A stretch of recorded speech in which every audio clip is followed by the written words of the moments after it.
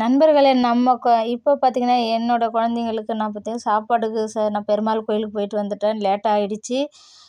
மார்கழி மாதத்துல பெருமாள் கோவில் சனிக்கிழமை பெருமாள் கோயிலுக்கு போயிட்டு வந்துட்டேன். நேரம் ஆயிடுச்சு. என்ன பண்ணுறதுன்னு தெரியல.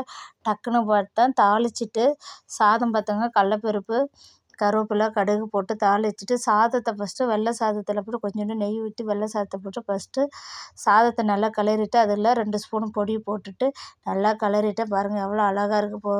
பொடி ரொம்ப ஹெல்த்தான முருங்கைக்கீரை பார்த்தோன்னா பசங்க சாப்பிட மாட்டாங்க. இதேமாரி பொடி பண்ணி கொடுத்தோம்னா அவங்களுக்கு ரொம்ப ரொம்ப விரும்பி சாப்பிடுவாங்க. அவங்களுக்கு ஹெல்த்தியான ஃபுட்டாகவும் இருக்கும். இதை நம்ம பெரியவங்களும் முருங்கைக்கீரையில் உங்களுக்கு முருங்கைக்கீரையில் எவ்வளோ சத்து இருக்குதுன்னு உங்களுக்கு நல்லாவே தெரியும். முருங்கைக்கீரை பொடியும் நம்மக்கிட்ட அவைலபிளாக இருக்குது.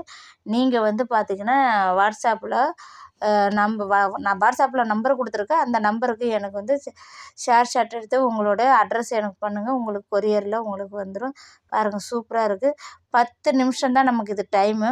கடன்னு சாப்பாடு ரெடி ஆகிடுச்சு. டைமுக்கு ஸ்கூலுக்கும் குழந்தைங்கள கொண்டு விட்டுடலாம். ஒரு அப்பளம் மட்டும் பொரித்து கொடுத்தா மட்டும் போதும். சூப்பராக இருக்கும். இதுக்கு உருளைக்கிழங்கு ரொம்ப ரொம்ப சூப்பராக இருக்கும்.